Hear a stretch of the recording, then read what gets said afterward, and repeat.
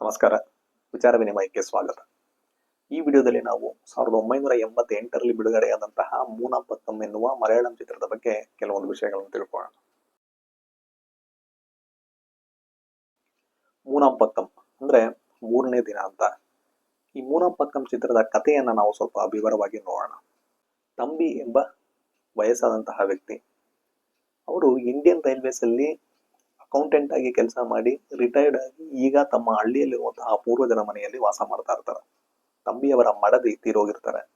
ಅವರ ಒಬ್ಬನೇ ಮಗ ಜಯನ್, ಅವನು ಸಹ ಒಂದು ಕಾರ್ ಆಕ್ಸಿಡೆಂಟ್ ಅಲ್ಲಿ ತೀರೋಗಿರ್ತಾನೆ.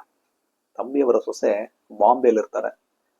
ಅವರ ಒಬ್ಬನೇ ಮೊಮ್ಮಗ, ಹೆಸರು ಭಾಸ್ಕರ್, ಇವರು ಅವನನ್ನ ಪ್ರೀತಿಯಿಂದ ಪಾಚು ಅಂತ ಕರೀತಾ ಇರ್ತಾರೆ. ಅವನು ಬ್ಯಾಂಗ್ಳೂರ್ ಮೆಡಿಕಲ್ ಕಾಲೇಜ್ನಲ್ಲಿ ಫೈನಲ್ ಇಯರ್ ಸ್ಟೂಡೆಂಟ್ ಆಗಿರ್ತಾನೆ. ತಂಬಿಯವರ ಮನೆಯಲ್ಲಿ ತಂಬಿ ಮತ್ತೆ ಅವರ ಇಬ್ಬರು ಡಿಸ್ಟೆಂಟ್ ರಿಲೇಟಿವ್ಸ್, ಒಂದು ಹುಡುಗಿ, ಅವಳ ಹೆಸರು ನಳಿನಿ ಅಂತ.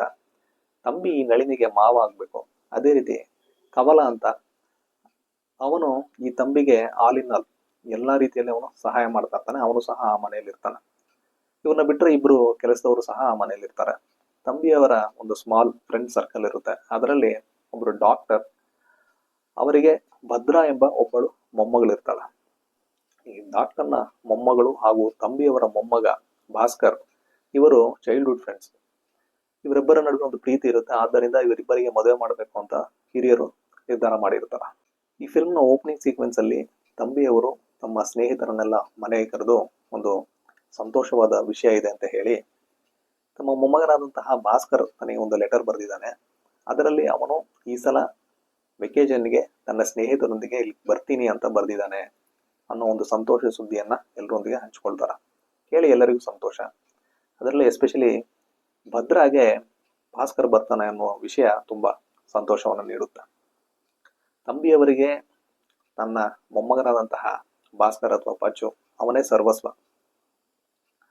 ಅವನು ಬರ್ತಾನೆ ಅಂತ ಗೊತ್ತಾಗಿ ಅವನ ಚಿಕ್ಕ ವಯಸ್ಸಿನ ಎಲ್ಲ ಫೋಟೋಸ್ನ ನೋಡ್ತಾ ಇರ್ತಾರೆ. ಅವನು ತಮಗೆ ಕಳಿಸಿರುವಂತಹ ಲೆಟರ್ ಮತ್ತೆ ಗ್ರೀಟಿಂಗ್ಸ್ ಇದೆಲ್ಲವನ್ನ ನೋಡ್ತಾ ಹಳೆಯದನ್ನೆಲ್ಲ ಅವರು ಜ್ಞಾಪಿಸ್ಕೊಳ್ತಾ ಇರ್ತಾರೆ. ಅವನ ನೋಡಿ 5-6 ವರ್ಷ ಆಗಿರುತ್ತೆ. ಆದ್ದರಿಂದ ತುಂಬಾ ಕಾತರದಿಂದ ಅವನಿಗಾಗಿ ಕಾಯ್ತಾ ಇರ್ತಾರೆ. ಅವನು ಬರ್ತಾನೆ ಅಂತ ಗೊತ್ತಾಗಿ ಅವನಿಗೆ ಎಲ್ಲಾ ಒಂದು ಸೌಕರ್ಯಗಳನ್ನು ಮಾಡ್ಕೊಡ್ಬೇಕಂತ ಅವರು ಮನೆಯನ್ನ ಕ್ಲೀನ್ ಮಾಡಿ ಏನೇನ್ ಬೇಕೋ ಅದೆಲ್ಲ ವ್ಯವಸ್ಥೆಯನ್ನ ಮಾಡ್ತಾ ಇರ್ತಾರೆ. ಒಂದು ದಿನ ಭಾಸ್ಕರ್ ತನ್ನ ಸ್ನೇಹಿತರಾದಂತಹ ಲೋಪಸ್, ರಂಜಿತ್ ಮೆನನ್ ಮತ್ತೆ ಕೃಷ್ಣನ್ ಕುಟ್ಟಿಯೊಂದಿಗೆ ತನ್ನ ಆತನ ಮನೆಗೆ ಬರ್ತಾನೆ. ಆ ರಾತ್ರಿ ತಂಬಿಯವರು ತನ್ನ ಮೊಮ್ಮಗ ಮತ್ತೆ ಅವನ ಸ್ನೇಹಿತರನ್ನೆಲ್ಲ ತನ್ನ ಸ್ನೇಹಿತರಿಗೆ ಪರಿಚಯ ಮಾಡ್ಕೊಡ್ತಾರೆ. ಭಾಸ್ಕರ್ಗೆ ಭದ್ರನ್ ನೋಡಿ ತುಂಬಾ ಖುಷಿ ಆಗುತ್ತೆ. ಅದೇ ರೀತಿ ಭದ್ರಾಗೂ ಖುಷಿ ಆಗುತ್ತೆ. ಅವರಿಬ್ರು ಮಾತಾಡ್ತಾ ಇರ್ತಾರೆ. ಭಾಸ್ಕರ್ ಮತ್ತೆ ಸ್ನೇಹಿತರು ಬಂದಿರೋದ್ರಿಂದ ತಂಬಿಯವರ ಮನೆಯ ವಾತಾವರಣ ಏನಿದೆ ಅದು ತುಂಬಾ ಸಂತೋಷದಿಂದ ತುಂಬಿರುತ್ತೆ. ಈ ಭಾಸ್ಕರ್ನ ಸ್ನೇಹಿತನಾದಂತಹ ಲೋಪಸ್ ತುಂಬಾ ಜಾಲಿ ಪರ್ಸನ್. ಅದೇ ರೀತಿ ಈ ರಂಜಿತ್ ಮೆನನ್, ಅವನಿಗೆ ಫಿಲ್ಮ್ ಇಂಡಸ್ಟ್ರಿಗೆ ಹೋಗ್ಬೇಕಂತ ಆಸೆ. ಅದರಿಂದ ಕೈಯಲ್ಲಿ ಯಾವಾಗಲೂ ಒಂದು ವಿಡಿಯೋ ಕ್ಯಾಮ್ರಾ ಇಟ್ಕೊಂಡು ಅವನು ತಿರುಗ್ತಾ ಇರ್ತಾನೆ. ಕೃಷ್ಣನ್ ಕುಟ್ಟಿ ಸ್ವಲ್ಪ ಸೈಲೆಂಟ್. ಅವನು ಫ್ಲೂಟ್ ಪ್ಲೇ ಮಾಡ್ತಾ ಇರ್ತಾನೆ. ಆ ಒಂದು ಮ್ಯೂಸಿಕ್ನ ತಂಬಿಯವರು ಕೇಳಿ ಸಂತೋಷ ಪಡ್ತಾ ಇರ್ತಾರೆ. ಈ ಹುಡುಗರು 4 ಜನ, ಇವರು ಅಲ್ಲಿರುವಂತಹ ಬೀಚ್ಗೆ ಹೋಗೋದು, ಅಲ್ಲಿ ಆಟ ಆಡೋದು, ಸ್ನಾನ ಮಾಡೋದು, ಹೀಗೆ ಸಂತೋಷವಾಗಿ ಕಾಲವನ್ನ ಕಳೀತಾ ಇರ್ತಾರೆ. ಭಾಸ್ಕರ್ ಆಗಾಗ ಭದ್ರನ ಮೀಟ್ ಮಾಡ್ತಾ ಇರ್ತಾನೆ. ಅವರ ಒಂದು ಪ್ರೀತಿ ಏನಿದೆ ಅದು ಸಂತೋಷದಿಂದ ಒಂದ್ ಕಡೆ ನಡೀತಾ ಇರುತ್ತೆ. ಈ ಹುಡುಗರು ಒಮ್ಮೆ ಇಲ್ಲಿರುವಂತಹ ಒಂದು ಕೋಟೆಯನ್ನು ನೋಡ್ಬೇಕಂತ ಹೋಗ್ತಾರೆ. ಅಲ್ಲಿ ಭದ್ರಾ ಮತ್ತೆ ಅವಳ ಗೆಳತಿ, ಈ 4 ಜನ ಹುಡುಗರು, ಇವರೆಲ್ಲ ಸೇರಿ ಸ್ವಲ್ಪ ಟೈಮ್ ಸ್ಪೆಂಡ್ ಮಾಡ್ಕೊಂಡು ಅವರು ತುಂಬಾ ಸಂತೋಷವಾಗಿ ಇರ್ತಾರ. ಇದೆಲ್ಲವನ್ನ ನೋಡಿ ತಂಬಿಗೆ ತುಂಬಾ ಖುಷಿ ಆಗುತ್ತೆ. ಮನೆಯ ವಾತಾವರಣ ತುಂಬಾ ಉಲ್ಲಾಸವಾಗಿರುತ್ತೆ. ಆಗ ತಂಬಿಯವರು ಏನ್ ಮಾಡ್ತಾರಂದ್ರೆ ತನ್ನ ಆಸ್ತಿ ಎಲ್ಲವನ್ನು ತಾನು ಭಾಸ್ಕರ್ಗೆ ಬರೀಬೇಕು ಅಂತ ನಿರ್ಧಾರ ಮಾಡಿ ಒಂದು ಬಿಲ್ ಅನ್ನು ಅವರು ಎಲ್ಲರ ಸಮ್ಮುಖದಲ್ಲಿ ಮಾಡಿಸ್ತಾರೆ. ಎಲ್ಲರಿಗೂ ತುಂಬಾ ಸಂತೋಷ. ನೆಕ್ಸ್ಟ್ ಡೇ ಎಂದಿನಂತೆ ಈ ಹುಡುಗರು 4 ಜನ, ಭಾಸ್ಕರ್ ಮತ್ತೆ 3 ಜನ ಸ್ನೇಹಿತರು ಅಲ್ಲಿರುವಂತಹ ಬೀಚ್ ನಲ್ಲಿ ಈಜಕ್ಕಂತ ಹೋಗ್ತಾರ. ಅಲ್ಲಿ ಈಜಾಡ್ಕೊಂಡು ಅವರು ಆಟ ಆಡ್ಕೊಂಡು ತುಂಬಾ ಸಂತೋಷವಾಗಿರ್ತಾರ. ಹೀಗಿರ್ಬೇಕಾದ್ರೆ ಈ ಲೋಪಸ್ ಮತ್ತೆ ಭಾಸ್ಕರ್ ಇವರಿಬ್ರು ಆ ಕಡಲ ಒಂದು ಅಲೆಯ ಸೆಳೆತಕ್ಕೆ ಒಳಗಾಗಿ ಅವರು ಕಡಲ ಒಳಗೆ ಹೋಗ್ತಾ ಇರ್ತಾರ. ಇನ್ನ ಇಬ್ರು ಸ್ನೇಹಿತರು ಅಂದ್ರೆ ರಂಜಿತ್ ಮೆನನ್ ಮತ್ತೆ ಕೃಷ್ಣನ್ ಕುಟ್ಟಿ, ಅವರು ಆ ಶೋರ್ ಅಲ್ಲಿ ಇರ್ತಾರೆ. ಅವರು ನೋಡ್ತಾ ಇದ್ದಾಗ ಇವರಿಬ್ರು ಒಳಗೆ ಹೋಗೋದನ್ನ ಅವ್ರು ನೋಡ್ತಾರೆ. ತುಂಬಾ ಗಾಬರಿ ಆಗುತ್ತೆ ಅವ್ರಿಗೆ. ಅವರು ಓಡ್ತಾರೆ, ಕಿಚ್ಕೊಳ್ತಾರೆ. ನೋಡ್ತಾ ಇದ್ದಾಗೆ ಅವರಿಬ್ರು ಅಲ್ಲಿಂದ ಕಣ್ಮರೆ ಆಗ್ತಾರೆ. ಏನ್ ಮಾಡ್ಬೇಕಂತ ಗೊತ್ತಾಗೋದಿಲ್ಲ, ಒಂದು ಶಾಕ್ ಅಲ್ಲಿ ನಿಂತಿರ್ತಾರೆ. ಆಗ ಲೋಪಸ್ ಹೇಗೋ ಕಷ್ಟಪಟ್ಟು ಅವನು ವಾಪಸ್ ಬರ್ತಾನೆ. ಆದ್ರೆ ಭಾಸ್ಕರ್ ಕಾಣೆ ಆಗ್ತಾನೆ. ವಿಷಯ ಮೊದಲು ಲೋಕಲ್ಸ್ ಗೊತ್ತಾಗುತ್ತೆ, ನಂತರ ಪೊಲೀಸ್ ಅವರಿಗೆ, ಆಮೇಲೆ ತಂಬಿಯವರು ಗೊತ್ತಾಗುತ್ತೆ. ತಂಬಿಯವರಿಗೆ ತುಂಬಾ ಶಾಕ್ ಆಗುತ್ತೆ. ಅವರು ಆ ಬೀಚ್ ಹತ್ರ ಹೋಗಿ ನೋಡ್ತಾರೆ. ಪೊಲೀಸ್ ಅವರು ಮತ್ತೆ ಲೋಕಲ್ಸ್ ಎಲ್ಲ ಒಂದು ದೋಣಿನ ತಗೊಂಡು ಕಡಲ ಒಳಗೆ ಹೋಗಿ ಹುಡುಕಾಡೋದಕ್ಕೆ ಶುರು ಮಾಡ್ತಾರೆ. ಸಂಜೆ ಆಗುತ್ತೆ.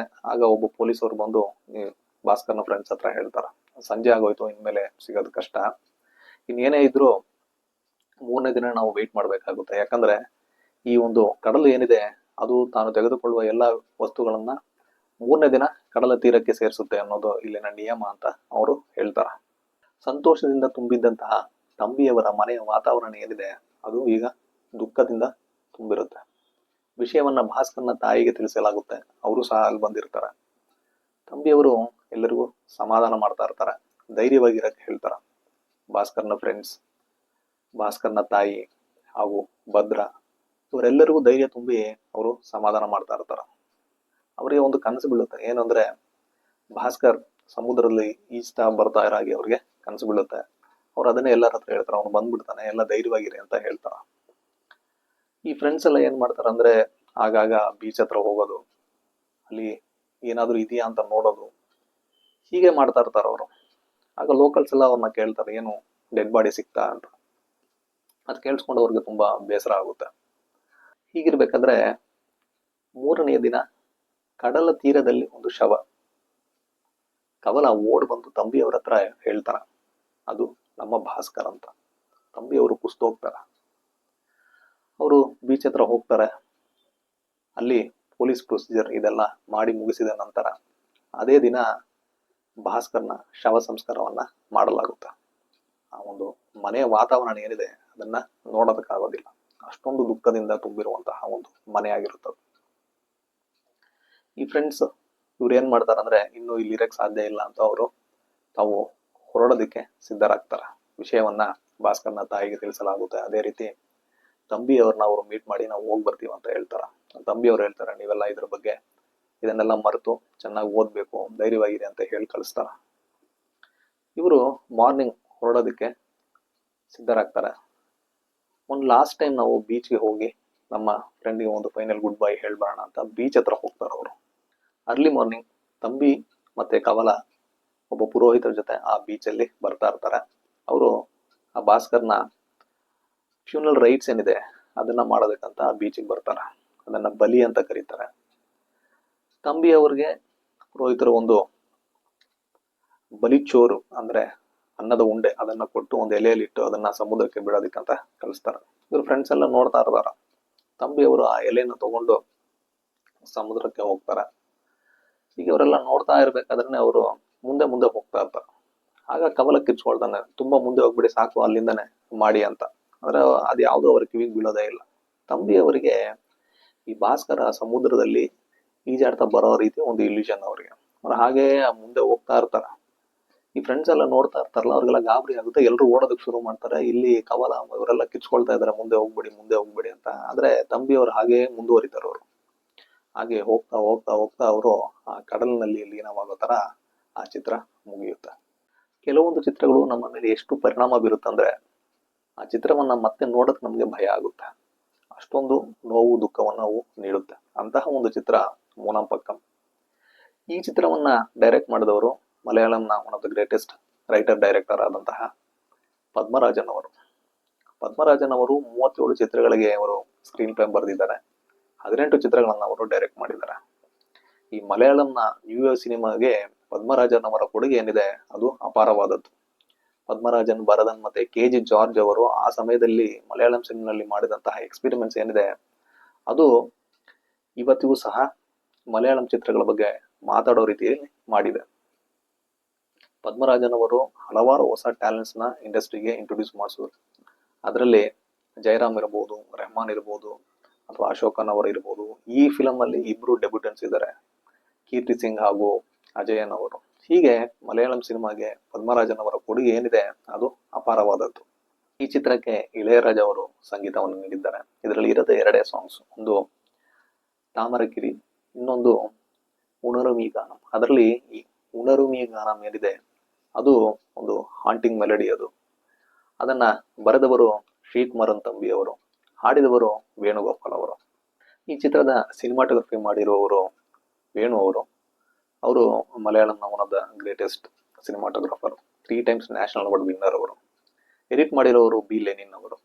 ಇನ್ನು ಈ ಚಿತ್ರದ ಕಾಸ್ಟ್ ನಾವು ನೋಡೋದಾದ್ರೆ, ತಂಬಿ ಪಾತ್ರವನ್ನ ತಿಲಗನ್ ಅವರು ಮಾಡಿದ್ದಾರೆ, ಭಾಸ್ಕರ್ ಪಾತ್ರವನ್ನ ಜಯರಾಮ್ ಅವರು, ಭದ್ರಾ ಪಾತ್ರವನ್ನ ಕೀರ್ತಿ ಸಿಂಗ್ ಅವರು, ಲೋಪಸ್ ರೆಹಮಾನ್ ಅವರು, ಮತ್ತೆ ಈ ರಂಜಿತ್ ಮೆನನ್ ಕ್ಯಾರೆಕ್ಟರ್ ಮಾಡಿರುವಂತಹ ಅಶೋಕನ್ ಅವರು, ಕೃಷ್ಣನ್ ಕುಟ್ಟಿ ಪಾತ್ರವನ್ನ ಅಜಯನ್ ಅವರು ಮಾಡಿದ್ದಾರೆ. ಅದೇ ರೀತಿ ಜಗತಿ ಶ್ರೀಕುಮಾರ್ ಅವರು ಕವಲೆ ಪಾತ್ರವನ್ನ, ರೈಟರ್ ಸುರಾಸು ಅವರು ಈ ಡಾಕ್ಟರ್ ಪಾತ್ರವನ್ನ ಮಾಡಿದ್ದಾರೆ. ಸೋಮನ್ ಅವರು ಒಂದು ಕ್ಯಾರೆಕ್ಟರ್ನ ಮಾಡಿದ್ದಾರೆ. ಜಯಭಾರತಿ ಅವರು ಈ ಭಾಸ್ಕರ್ನ ತಾಯಿಯ ಪಾತ್ರದಲ್ಲಿ ಅಭಿನಯಿಸಿದ್ದಾರೆ. ಎಲ್ಲರೂ ತಮ್ಮ ಪಾತ್ರವನ್ನ ತುಂಬಾ ಸೊಗಸಾಗಿ ಮಾಡಿದ್ದಾರೆ. ಅದರಲ್ಲಿ ಜಯಭಾರತಿ ಅವರಿಗೆ ಒಂದು ಕಡಿಮೆ ಸ್ಕ್ರೀನ್ ಸ್ಪೇಸ್ ಇದ್ರೂ ಅವರು ಒಂದು 2-3 ಸೀನ್ ಅಷ್ಟೇ ಅವರು ಬರೋದು, ಅದ್ರಲ್ಲೂ ತುಂಬಾ ಚೆನ್ನಾಗಿ ಅವರು ಅಭಿನಯಿಸಿದ್ದಾರೆ. ಎಸ್ಪೆಷಲಿ 3ನೇ ದಿನ ತನ್ನ ಮಗನ ಶವ ಪತ್ತೆ ಆದಾಗ ಅವರ ಒಂದು ಎಕ್ಸ್ಪ್ರೆಷನ್ ಇದೆ, ಅದು ಎಕ್ಸ್ಟ್ರಾರ್ಡಿನರಿ. ಅದೇ ರೀತಿ ಫ್ರೆಂಡ್ ಆಗಿ ಬರುವಂತಹ ರಂಜಿತ್ ಮೆನನ್ ಕ್ಯಾರೆಕ್ಟರ್ ಮಾಡಿರುವಂತಹ ಅಶೋಕನ್ ಅವರು, ಅವರ ಒಂದು ಆಕ್ಟಿಂಗ್ ಏನಿದೆ ಅದು ತುಂಬಾ ಚೆನ್ನಾಗಿದೆ. ಎಸ್ಪೆಷಲಿ ತನ್ನ ಸ್ನೇಹಿತರಿಬ್ಬರು ತನ್ನ ಕಣ್ಣ ಮುಂದೆ ಆ ಕಡಲಿನಲ್ಲಿ ಹೋಗ್ತಾ ಇರೋದನ್ನು ನೋಡಿದಾಗ ಅವರ ಒಂದು ಎಕ್ಸ್ಪ್ರೆಷನ್ ಏನಿದೆ ಅದು ತುಂಬಾ ಚೆನ್ನಾಗಿ ಮಾಡಿದ್ದಾರೆ ಅವರು. ಅದೇ ರೀತಿ ಜಯರಾಮ್ ಅವರು ತಮ್ಮ ಪಾತ್ರವನ್ನು ತುಂಬಾ ಚೆನ್ನಾಗಿ ಮಾಡಿದ್ದಾರೆ. ಅವರ ಒಂದು ಕರಿಯರ್ನ ಇನಿಷಿಯಲ್ ಸ್ಟೇಜಸ್ ಅಲ್ಲಿ ಅವರಿಗೆ ತುಂಬಾ ಸಪೋರ್ಟ್ ಮಾಡಿದವರು ಪದ್ಮರಾಜನ್ ಅವರು. ಅವರೊಂದಿಗೆ 3 ಚಿತ್ರಗಳಲ್ಲಿ ಅವರು ಅಭಿನಯಿಸಿದ್ರು. ಅದು ಮೂನಾಂಪಕ್ಕಂ, ಹಿನ್ನೆಲೆ ಮತ್ತೆ ಅಪರನ್, 3 ಎಕ್ಸ್ಟ್ರಾರ್ಡಿನರಿ ಮೂವೀಸ್. ಇನ್ನು ತಂಬಿ ಪಾತ್ರವನ್ನು ಮಾಡಿರುವಂತಹ ತಿಲಗನ್ ಅವರು, ಆ ಪಾತ್ರದಲ್ಲಿ ಅವರು ಜೀವಿಸಿದ್ದಾರೆ ಅಂತ ಹೇಳ್ಬೋದು. One of the greatest performance of all time ಅಂತ ಹೇಳ್ಬೋದು. ಆ ತಂಬಿಯ ಪಾತ್ರದಲ್ಲಿ ಅವರ ಒಂದು ಬಾಡಿ ಲ್ಯಾಂಗ್ವೇಜ್ ಏನಿದೆ, ಮತ್ತೆ ಅವರು ನಗೋದಕ್ಕೆ ಒಂದು ಮ್ಯಾನರಿಸಮ್ ನ ಮಾಡಿರ್ತಾರೆ ಆ ಕ್ಯಾರೆಕ್ಟರ್ಗೆ, ಎಕ್ಸ್ಟ್ರಾರ್ಡಿನರಿ ಪರ್ಫಾರ್ಮೆನ್ಸ್ ಅದು. ಮೂನಾಂಪಕ್ಕಂ ಈ ಚಿತ್ರದಲ್ಲಿ ನಾವು ಗಮನಿಸಬೇಕಾದಂತಹ ಕೆಲವು ವಿಷಯಗಳು ಯಾವುದು ಅಂದ್ರೆ, ಮೊದಲನೇದಾಗಿ ಈ ಜೀವನ ಎಷ್ಟೊಂದು ಡೆಲಿಕೇಟ್ ಅನ್ನೋದು, ಎಷ್ಟು ಫ್ರೆಜೈಲ್ ಆಗಿದೆ ಅದು ಅನ್ನೋದು.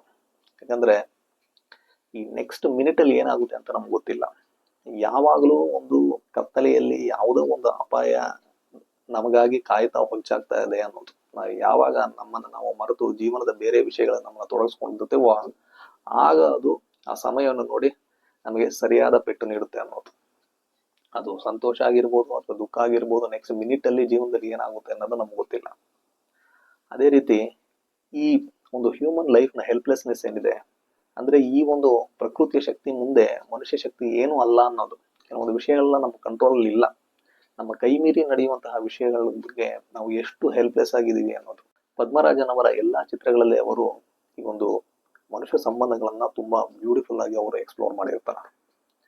ಈ ಹ್ಯೂಮನ್ ರಿಲೇಶನ್ಶಿಪ್ ಏನಿದೆ ಅದು ಎಷ್ಟು ಸೂಕ್ಷ್ಮವಾದದ್ದು, ಎಷ್ಟೊಂದು ಕಾಂಪ್ಲಿಕೇಟೆಡ್ ಆದಂಥದ್ದು, ಅದನ್ನ ಅವರು ತಮ್ಮ ಮೂವೀಸ್ ಅಲ್ಲಿ ಎಕ್ಸ್ಪ್ಲೋರ್ ಮಾಡಿರ್ತಾರೆ. ಅದೇ ರೀತಿ ಈ ಚಿತ್ರದಲ್ಲೂ ಸಹ ಈ ಒಂದು ಹ್ಯೂಮನ್ ರಿಲೇಶನ್ಶಿಪ್ ನ ಎಕ್ಸ್ಪ್ಲೋರ್ ಮಾಡೋ ಪ್ರಯತ್ನವನ್ನ ಅವರು ಮಾಡಿದ್ದಾರೆ. ಎಸ್ಪೆಷಲಿ ಈ ತಾತ ಮತ್ತೆ ಮೊಮ್ಮಗನ ಸಂಬಂಧ ಇರ್ಬೋದು.